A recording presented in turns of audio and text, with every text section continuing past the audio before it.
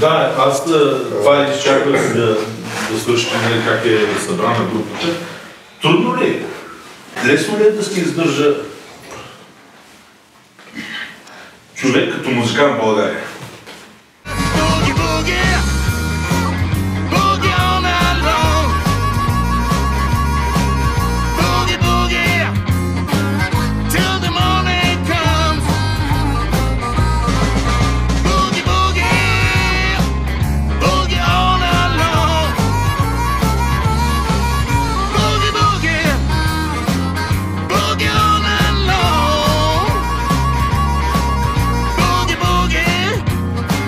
Нашето е по-скоро хобби, естествено. Има доста хляб и сол през ден, като... Не да кажем, че ще станем професионални, но в смисъл професионално да се занимаваме, т.е. да печелим от това, което правим, да се изхранваме с това, което правим. Но в България е трудничко това нещо. Да, има банди, които мисля, че само се покаже и БТ или Сигнала.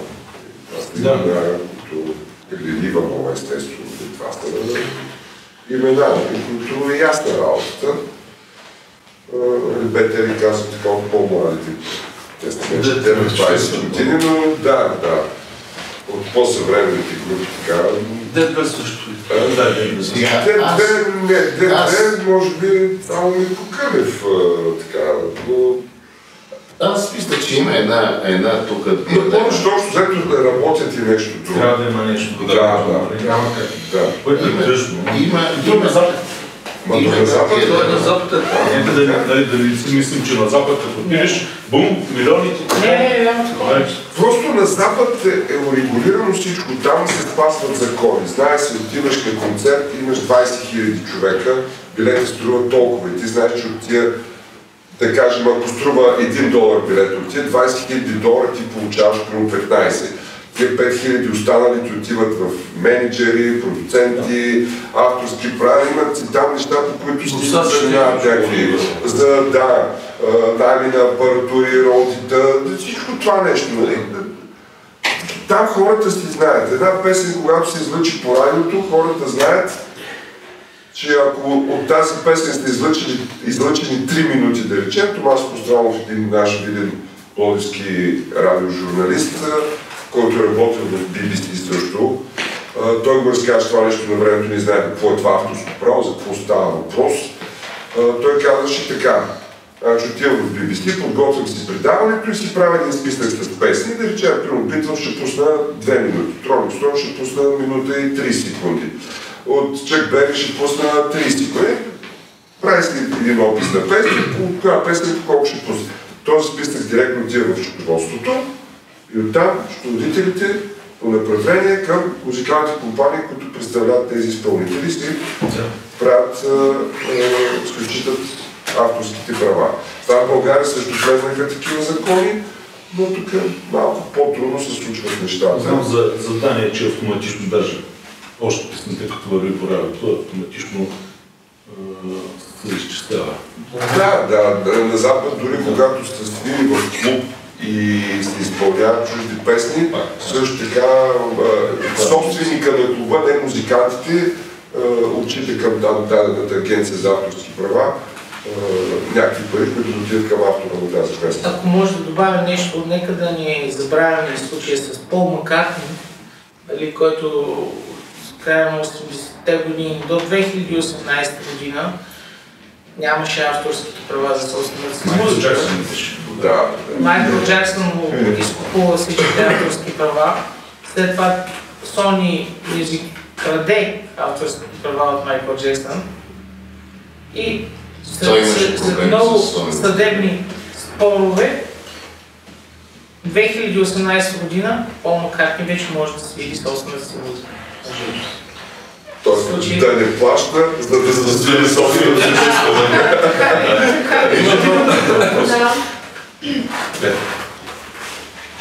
Как преодолявате притеснението преди сцена? Така наречената сценична преска. Аз те наричам цинична треска. Защото, не знам, аз такова нещо не съм изпитвал при живота. Всеки го е живел. Тия сцени, дето видим, не са такива, за които става въпрос, нали? Дето да има 20 000 човека пред теб и тогава ще видим дали няма да има... Точно, че е равно пред хора, аз съм играл представление пред много хора. Има хора, които нямат проблем с сценичната треска, има хора, които 30-40 години са на сцена и все още имат.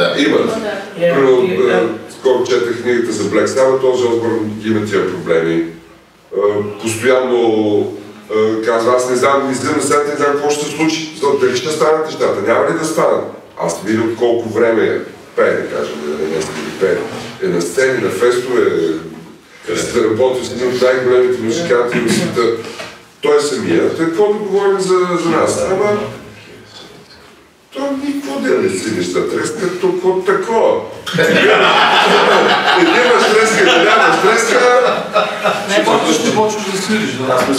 Ще ви кажа едно... Както казва Любен Дилов син, аз вика се гордея, че съм българин. Защото вика и да се гордея, и да не се гордея, пак съм се българин, така че по-хубаво да се гордея. Има едно много важно нещо. Знаете ли каква е разликата между нашата банда и останалите банди? Огромно. Те къде са останали? Другите банди отиват да свирят. А ние отиваме да се забавляваме. Защото ако не се забавляваме ние, и публиката отсреща няма да се забавлява. Разбирате ли? Така. Ето, с нощи да стигнем до там, какво взимаме, какво не взимаме, да не мога да се изхравя. Аз вярвам, че тук в България може да се изхравя човек, стига да прави собствена музика. Музика такава, която не е еднаква с останалите музиканти. Защото ако вземем сега от певците, младите певици, първо те пеят по един и същи начин, така ги моделират. Второ, пеят едни и същи песни. Ако някой от вас пее същата песен, която ще пее тя, примерно, в дадено заведение, няма за какво да идва. Нали? Всичко е едно и също. Всички банди свират почти едно и също. А ние твърдим, че се отличаваме, защото свирам парчета, които са известни на широката публика, които слушат пост-музика, но пък другите банди не ги правят. За сценичната треска може да ви кажа нещо. Tell something about the stage fear. How many here are afraid of going out in front of people? Are you afraid of the stage? You are? How many more are? Okay. It's an interesting thing. If all your equipment's working right, it's usually not a big deal. At first, when I would step out on stage, it was a little bit interesting because I would see a whole sea of people, you know, like nothing but oh man, what's going to happen if they all come my direction?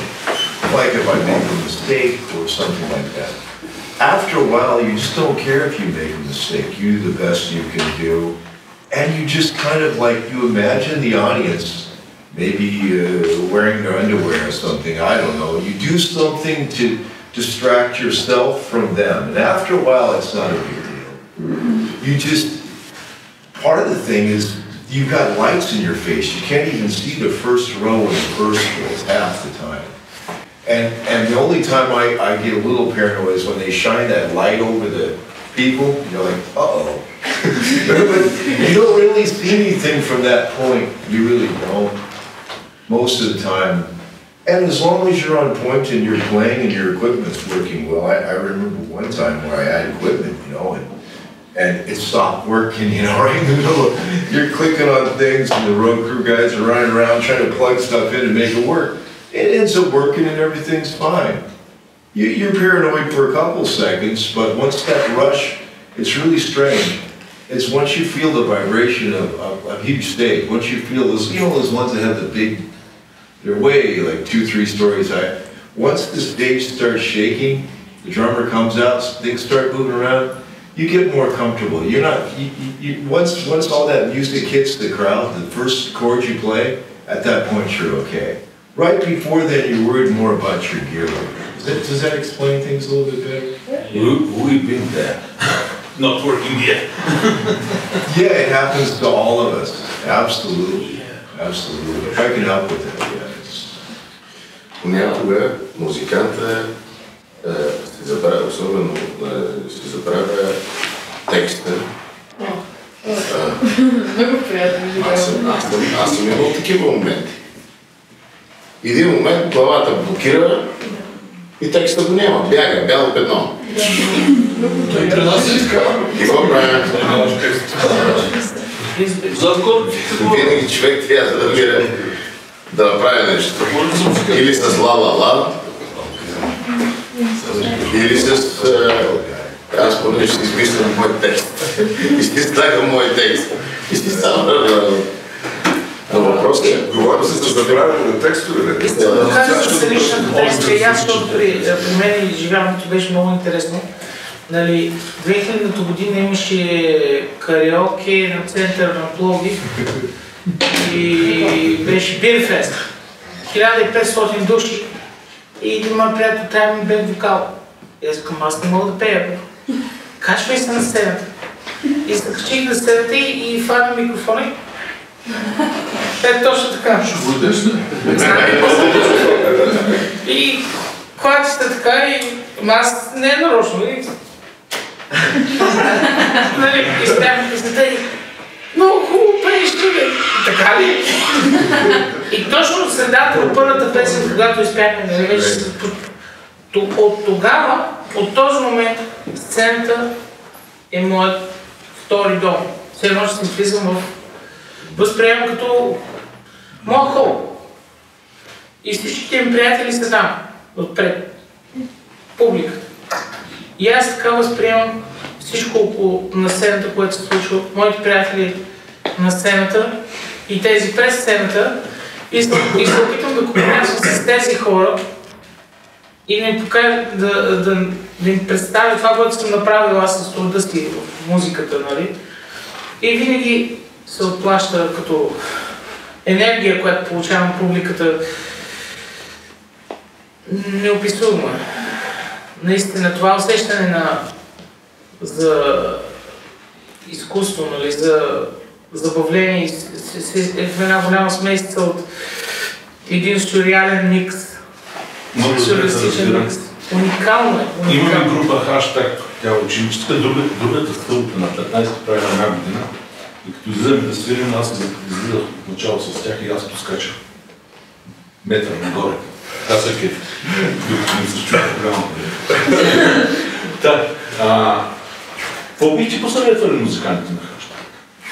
Ясно е, че някой от тях може да продължи да се занимава с музика, някой може да не се занимава. В момента сме на етап удоволствие, правим репертуар, имаме вече 14 песни, колко стана? Доста. Имате повече от нас. Ние сме професионални работи.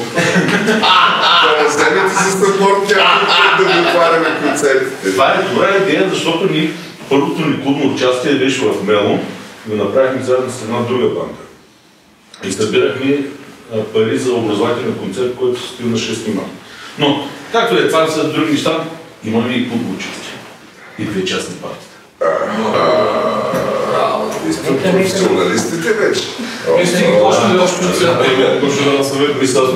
Мисълта ми, даже ако имате нужда от подбираща група или още по-добре... Чакай малко. Следващия път, като дойдем, да, могат да дойдат да забият преди нас. Ма разбира се. Направим съвместно. Да дойдат, да забият 4-5 парчета, така, да подмагат малко маратонките на... Това няма да струва много скъпо. Не, няма да платите толкова.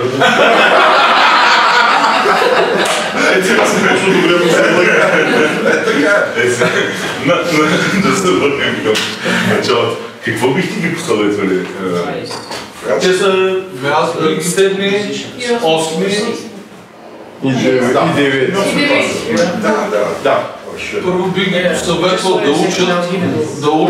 Аз ги викам, стига с това учение. Нека да се вземат, да пораснат, да вземат някакви професии, защото музиката си е музика. Трябва да имат стабилни професии. Кои? Вземете много групи, всеки си има някаква професия. Никой не е... Да, брат, музиката си е музика, но трябва да имат и кой е лекар, кой ще е медицинска сестра, кой ще е инженер. Трябва да се изучи.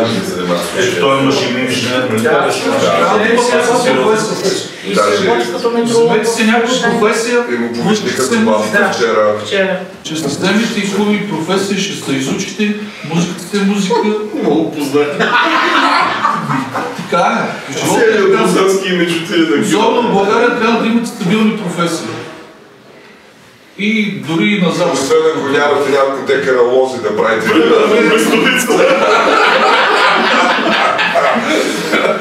Трябва да се изучите. Това е.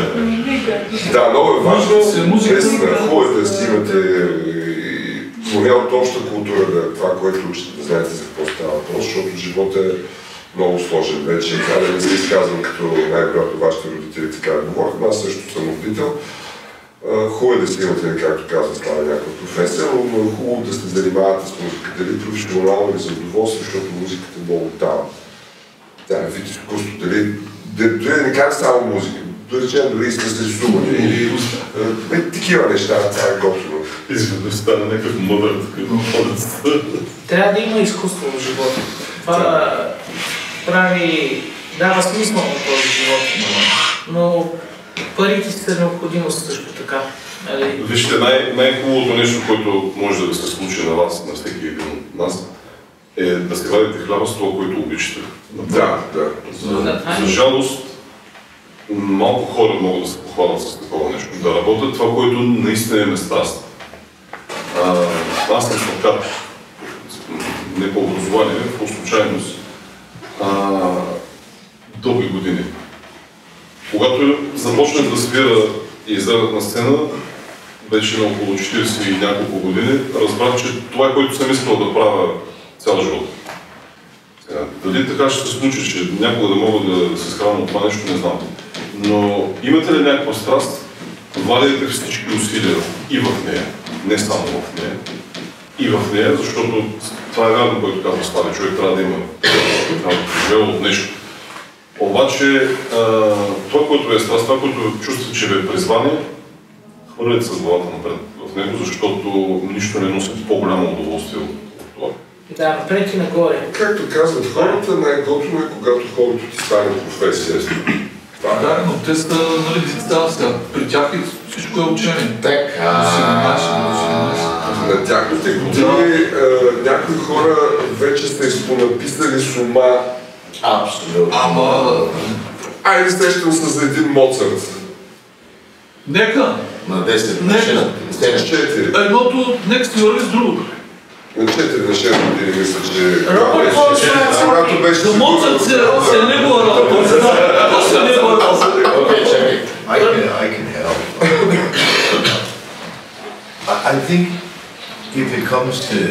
So you guys are all a band? You all play musical instruments? It's called just a band. Okay. What instruments do you guys play? Guitar. You play his guitar? drums. Cool. She's vocalist. Okay. And we have another vocalist. Okay. We have a bassist. Very cool. And solo guitar. I'm a rhythm guitar. Oh, okay. Well, if it comes to success, I think most success just relies on all the equipment that you have to be able to use now. You have CD Baby, you have all these great things on the internet that a long time ago people didn't have, you know? It's also about good songwriting. If you can write really good songs, you know, you listen to some of your favorite artists, the people that you like, and you listen to how they put things together. And you try to put things together sort of along the line of that. Maybe an arrangement that would work really well. Because, face it, those guys have producers too. And they don't write all the arrangements. They come up with a bunch of good ideas. Trust me, they do. I've been there. And then you go in the room and there's some guy telling everybody what to play. That's what really happens. And you think there's these brilliant guys that came up with the arrangements. It's usually the producer that does that. So if you have to self-produce yourself, you have all the tools on the internet you could possibly imagine. Like, once again, CD Baby, you can sell yourself, you sell your stuff there. Writing songs, that's something that you can do just by listening to great artists. Does this sort of make sense? It's really not hard. It's not as hard as people think it is. I'm just some guy that just stumbled on with my friends, you know, because I lived in Los Angeles. So there was a lot of musicians there, and I grew up I studied classical music, you know. I couldn't read, so I had to do everything by ear, unfortunately. So it was just, I was just always hanging out with other friends that played music, and there was a jam night that would happen, and I would go in there and meet with people. But there you had the drummer from Hendrix Band, you had all these great players, Jeff Beck, Eric Clapton, people come in and play, and then they were nice enough to let you go up and play with everybody. So everyone would just get up and play. It was a lot of fun. And I think that's one thing, another thing that helps success is I noticed in Bulgaria, it's an interesting thing, lots of musicians I spoke with, they seem to want to compete with each other. But what you want to do is not that. You want to do the opposite. You want to get together with as many musicians as you can. Start your own jam night. Have people come down and play.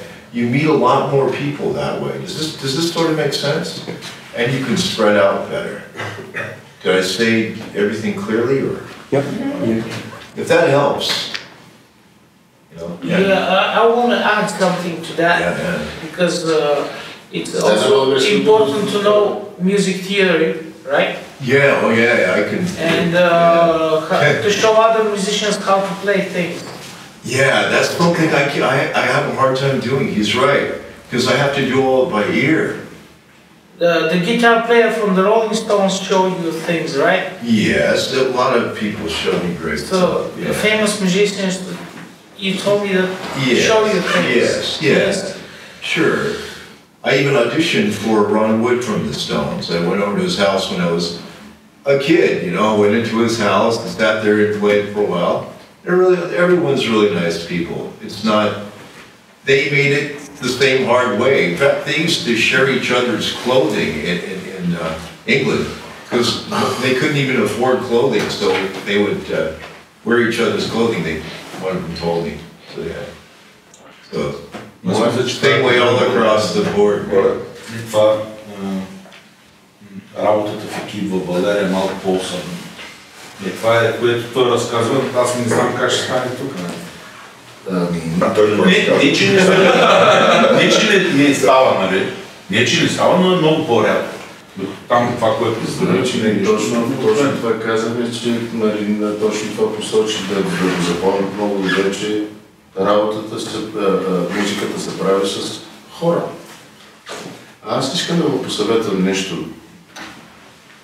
Ти какво искаш да станеш като пораснеш? Кой не знае на това? Ти какво искаш да? Певица и актриса. Какво? Певица и актриса. Певица и актриса. Това е много хубаво нещо. Аз съм програмист. Програмист? Китарист, програмист или басист? Не, той не е баща. Да, добре. Това че е баща. Певица или моден дизайн. Певица или моден дизайн? Да. Ти?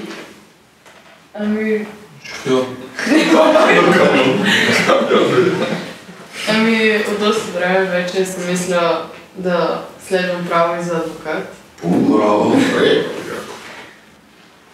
Актриса. Актриса, всички ти актриси. Аз не се целям. Не знаете.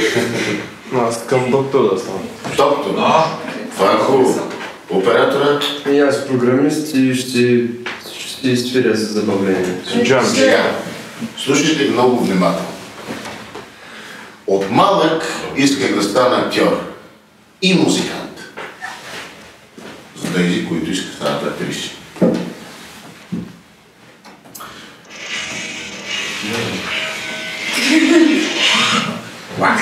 Не го сте да си изкефи.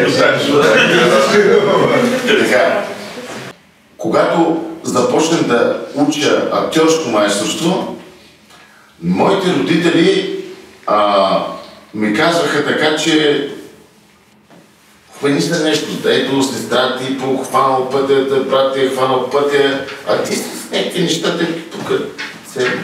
Ти фанатика. Именно за това говорим.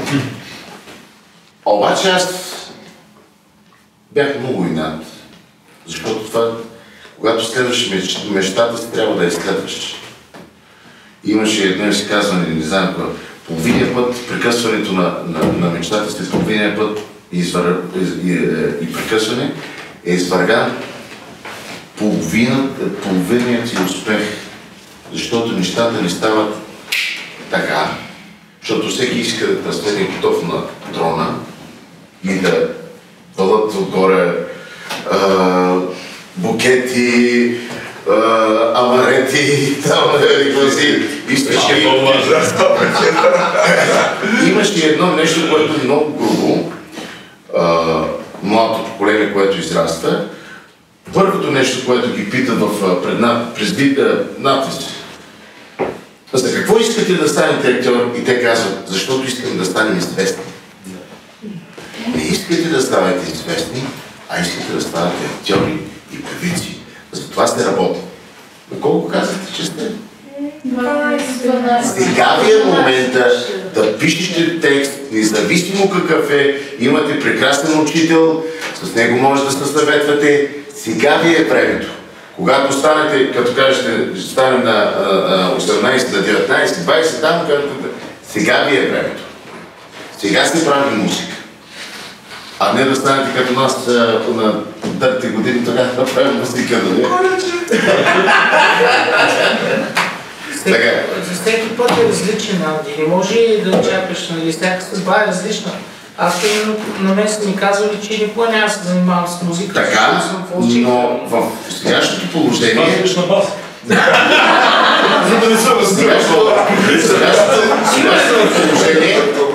Сегашното положение, когато станете на 18-19, ще мислите по съвсем друг начин. Просто се забавлява. Това ви го казвам сега с не кефа ви учете, естествено. И другото нещо, ще ви кажа един вид за басист за финал. Аз съм няколко, да ги. Да, сега... Един вид да разкой басист. Няма го. Аз го замислям, да. Така. Един китарист искал да стане китарист, има? Има. Един китарист искал да стане басист. Защото не бързал да свири на стол китара. Не иска да опита, обаче не знам как да свири на бас китара. И отишли на посъветвал с един хирург. И той му каза, ми би сега, по принцип, лявата страна, лявото полукълбо на мозъка свири на сол китара. Дясното полукълбо свири на бас. И он каза, тогава изкарайте ми лявото полукълбо. Свири на китара. Ще остане само дясното, баста. Вече на Сорер вкарали го вътре в операционната, махнали му едната част на мозъка. Обаче вместо да махнат лявата, сол китарата, махнали дясната част, бас китарата. И какво се случва? Усетили сте? Сега какво правим? Айде пак много вътре, махнали му и другата част. Останам с мозък. Карали го в реанимация и след 3 дена се забужда и прави така. Къде ми стъпало?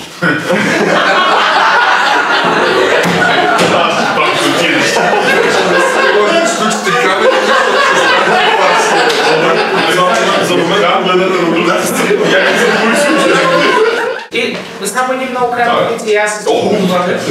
Значи разликата между пейката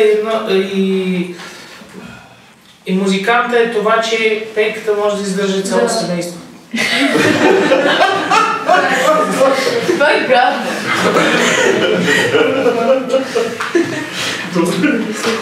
Аз се направим въпросът ми е за Робърт. He said that you played with Lemmy. How was that like? Well, Lemmy and I were just sort of friends, you know, because we all hung out at the same clubs and stuff. And I would go over to Lemmy's house and just would sit and play guitar and watch movies I shouldn't mention with you.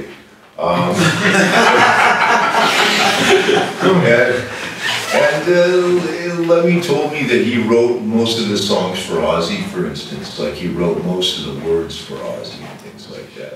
Things people commonly don't know, yeah. He's just a nice guy. He would keep me out of trouble all the time, you know. I would go to the bar and he would keep me. He's just a really awesome guy. Really fun to hang out with. Do we pull any job? Yes, въпрос към Робърт. You said that you also work with Eric Clapton, right? Well, we had a jam stage and everyone would just come and play there and everybody would just, they were really nice people and they would just invite everybody up to play, just like, it was just a big jam. So you never knew who you were playing with, you just get up there and play. It's really fun. So, if you knew the song, even if you didn't know the song, they would smile at you and go, come on kid, you did it last time, come on, you know. Вие бяхте с поредния епизод на предаването Интервю с на Музикална Училищна Телевизия МУТВ. Ако това, което правим, ви харесва, споделете го, палец нагоре и... Моля? Абонирайте се. Абонирайте се. Я го кажете ми. Ако това видео ви е харесало, абонирайте се за канала, цъкнете камбанката, за да получавате известия. Винаги когато качим ново интервю, харесайте видеото и го споделете, за да може други хора да видят колко готини неща правим. Благодаря за гледането.